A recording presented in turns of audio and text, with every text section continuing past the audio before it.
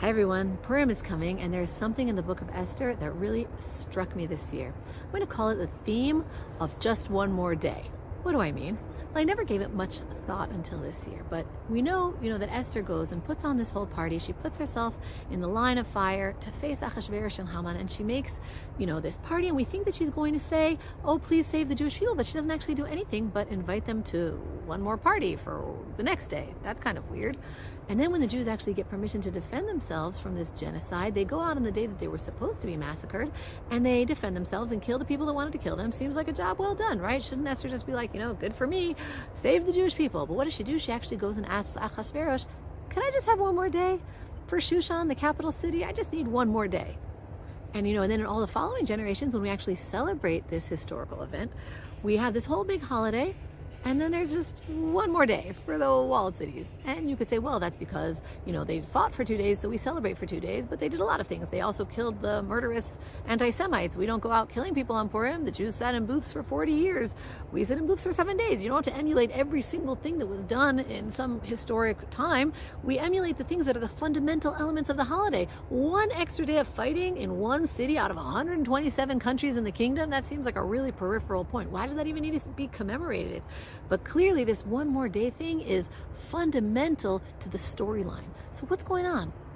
Wherever we are on the Jewish calendar is always speaking directly to what we are facing in our lives right now. And I think that this point could not be more fitting to where we are currently standing in our war in Gaza and our fight against the spirit of Amalek that has come upon us.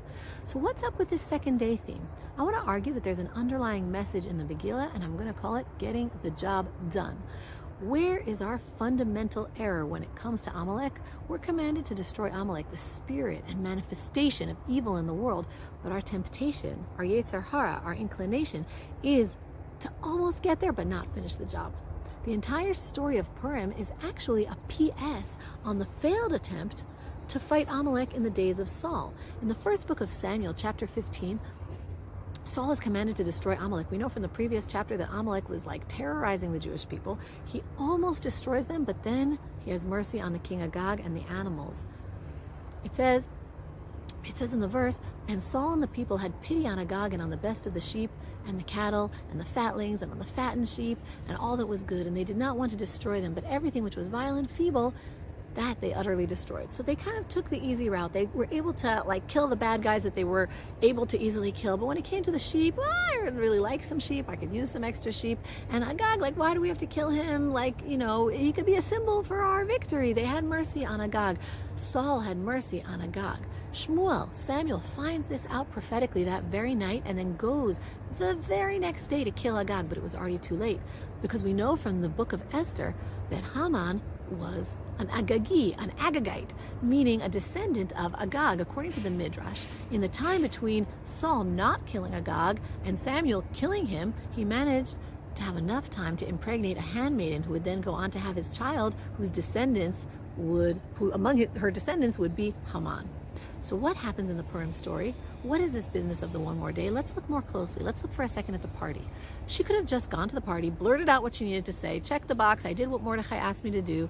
But what would have likely happened? At that point in time, Haman was still a beloved confidant. Esther, on the other hand, hadn't been called for a while. She doesn't really know where she stands. What could have happened? It was just as likely that he would turn on her and said, well, you're a Jew, you're part of the decree, we're going to kill you too. That's just as likely as him turning, even more likely than him turning on Haman, right?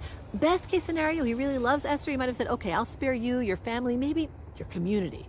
Maybe soften the decree a little bit. What evidence does she have that Achashverosh would actually turn on Haman? She needed something else. Why does she need a second party? The Ibn Ezra says that she was waiting for a sign from Hashem, something to happen to show her that this is the right time. Nothing happened on that first day. So she's like, fine, I'm not going to do this halfway. I'm going to wait one more day so I can really do this right. And it's precisely that night when everything turns around. Achashverosh is tossing and turning in bed, probably wondering what this whole party thing is about. He reads his book of memories and sees the loyalty of Mordechai. So he kind of gets a soft spot for the Jews right there from the get-go. And then Haman is asked for advice, and he conspicuously says things that make him look like he is obviously vying for the crown. Now Esther goes to the second party that was, clearly providential. She knows that Haman is standing on shaky ground. ground, and now is the time that she can really get the job done. Achashverosh is so mad that he's willing to kill Haman on the spot and give Esther basically a blank check to make whatever new decrees she wants. And what's marvelous here is how this speaks exactly to our time. Look what Haman does. Look what Amalek does. He throws himself at Esther's feet, the verse says, and begs for mercy, because Amalek always knows intuitively that our weak spot is to have mercy on them. It worked for his great-great-grandfather Agag with Saul from the tribe of Benjamin. Why shouldn't it work on Esther, who's also from the tribe of Benjamin? It's so fitting for our times, because the spiritual descendants of Amalek, who have descended upon us and slaughtered us, when we retaliate, what do? They beg for mercy. Oh, why are you so mean to us? Give us humanitarian aid. Give us a ceasefire. It's literally the spirit of Amalek manifest in our time, to be the aggressor that then begs for sympathy and plays on our emotions and our Jewish tendency to be merciful. Our friend Yishai Fleischer pointed out that in the Malbim, it actually says on the verse where Zeresh, Haman's wife, tells him that if Mordechai is a Jew, you're going to surely fall before him. She wasn't saying, oh yeah, you're just going to have a downfall because he's a Jew. She was saying, if he's a Jew, fall before him. Get on your knees and beg for mercy, because then he's going to spare you, and then you'll be able to overtake him again, because that's how Jews roll. Esther is a tikkun for that, a correction for that. She doesn't fall for it this time. She says, we are getting the job done and cutting down this family tree of Agag. Same thing happens in chapter 9 in the book of Esther. They get permission to go and defend themselves on the 13th day, which was the day of the planned massacre. The Jews go out and fight and kill all the people that wanted to kill them. Okay, seems pretty successful. They were anti-Semites that were just, too thrilled to get a free chance to slaughter the Jews, but the Jews were able to take up arms and fight back. Seems like the threat has been basically neutralized, right? We should be back to business as usual. Wrong. Esther comes to the king and says, give me one more day. Why does she want one more day? Because the capital city of Shushan is where Haman's family is. That's his political base. That's where his loyalists are. All the 127 countries, they're just jumping on the anti-Semitic bandwagon. The belly of the beast, the Berlin of this nearly missed Holocaust, was Shushan. That's the viper's nest. If you don't get that, you might have gotten rid of a lot of anti-Semites and terrorists, but you didn't kill the source of the idea. That is Shushan. She says, give me one more day. Just give me one more day, and we will get the job done and root out the source of evil that's in Shushan. I'm going to suggest that that's why we celebrate Purim and then another day in the walled cities that are like Shushan, to remind us. It's not a peripheral point. This is the core message. Just one more day. Don't repeat Saul's mistakes, because Samuel came for one more day, but it was already too late. Don't let it be too late. You keep going that extra day until you have finished what you started, and you don't let anyone tell you otherwise. Could this be coming at any more perfect timing for us when we need this lesson most? Because in the current state of the war in Gaza, the IDF has wiped out most of the bastions of Hamas, but they're still facing the fiercest battle of all, where there are still 4 Hamas battalions remaining in Rafah. It's no wonder that all of a sudden there's so much pressure for a ceasefire, because Rafah is the belly of the beast. That's where the remaining leaders of Hamas are. That's where the hostages are likely being held. It's no wonder that the world is saying, well, okay, fine, what's done is done, but just don't go into Rafah. Everyone would like to see us kick the can down the road without really solving the problem. Say to us, look, you've mostly neutralized Hamas. You've really weakened them. Things will be quieter for you for a while. But yeah, that's not what we're looking for. The question that we are facing right now as we come upon Purim is, are we going to be satisfied with almost rooting out the spirit of evil, or do we go all the way? All of the headlines in the last few days could not be any more fitting, as all of the media outlets are covering the Prime Minister of Israel saying we will take Rafah in order to finish the job. That is the ultimate message of Purim. What is interesting is that we don't celebrate Purim according to the days that we fought the evil in the times of Esther. In the book of Esther, it says that we fought the enemies on the 13th, and then she asked for an extra day on the 14th. But when do we celebrate Purim? It's on the 14th and the 15th. The Megillah in chapter 9 tells us why. It says on the 13th of the month of Adar, they rested. They fought on the 13th month of Adar, and they rested on the 14th thereof, and made it a day of feasting and joy. And it says, and the Jews who were in Shushan assembled on the 13th and on the 14th thereof, and rested on the 15th, and made it a day of feasting and joy. When do we celebrate?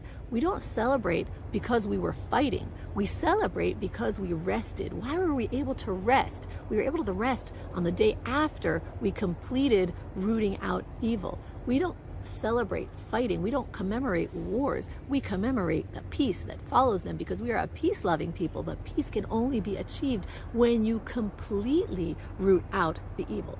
I think it's so interesting, that in our times, the halacha the Jewish law is that in cities that were historically walled from the times of Joshua, you celebrate on the 15th, like Shushan, but everywhere else you celebrate on the 14th. Now, the only city that we know for sure was walled, and that in the times of Joshua, and that it continues to exist geographically in the place that it was located historically, the only city is Jerusalem. So the whole world celebrates on the 14th day of Adar, and Jerusalem celebrates on the 15th day of Adar. Some other cities like Tiberias and Beit El and Hebron and other places may have been walled in the times of Joshua, so they celebrate both days. But because there is doubt as to whether those modern places are located precisely where the ancient cities were, they don't really celebrate mainly on the 15th day. It's just kind of like, just in case. Now, when we look now, what's marvelous is that where do we read on the 15th day, this extra day? We're going to be reading in Jerusalem. That's where the leaders of Israel are, who need this message most. Who needs to hear this more than our leaders who are in Jerusalem, the Knesset and the government? Who needs to hear more of this message of this 15th day? But I want to tell you something else that's really cool. A lot of cities, as I said, may or may not have been walled in the times of Joshua. But there is a city, really one city, that has the most evidence of all that it was both walled in the times of Joshua and located in the same place as its ancient past city was, in the same place that the ancient city was located. Now buckle up, because this might knock you off your chairs. Gaza City is actually mentioned in the book of Joshua, chapter 15. It says Ashdod with her towns and her villages, Gaza with her towns and her villages, to the river of Egypt and the Great Sea and its border. Now, what does it mean, and her villages? In Leviticus 25:31, it says the same word that's used in Hebrew, chatzerim, for surrounding villages, means small towns that were not walled. What do we learn from this? All of the rabbis explain, Rashi and others explain that this means that Gaza was like the city. It was walled, and it had little towns around it, that some of them, the larger ones, were also walled, and the smaller ones were not walled. So that means that Gaza City was definitively walled from the times of Joshua. But how do we know that Gaza City of today was the same Gaza City as the times of Joshua? There's a lot of evidence, in the rabbinic writings to show this. But more recently, in 1922, there were excavations inside the city of Gaza, and they discovered something called Tel Gaza in the city itself, with evidence of 5 ancient walls with written references to different historical events. The earliest wall they were able to actually date to the late Canaanite period, meaning from the times of Joshua. So there is actually solid evidence specifically about Gaza City that was indeed both surrounded by a wall in the times of Joshua, and that its current location is identical to its ancient location. So it is actually the closest city to the status of Jerusalem of all of the cities in the land of Israel in terms of being required to celebrate on the 15th. So now think about this. For the first time in decades, there will be Jewish soldiers this very Purim in Gaza City who will have the opportunity to once again read the book of Esther, not only on the 14th day, but on the 15th day of Adar, just like we do in Jerusalem. How many decades was this not possible? Now imagine this, for the first time, our leaders in Jerusalem will be celebrating Purim at the same time as our greatest warriors sitting right now in Gaza City. And may they hear this message and get the fundamental underlying theme of the Megillah, which is telling us you do not leave any memory of the spirit of evil. You get the job done. With that, I wish you a happy Purim, and may we see great miracles and salvation this Purim in our war against the spirit of Amalek and evil in our times. Bye, everybody.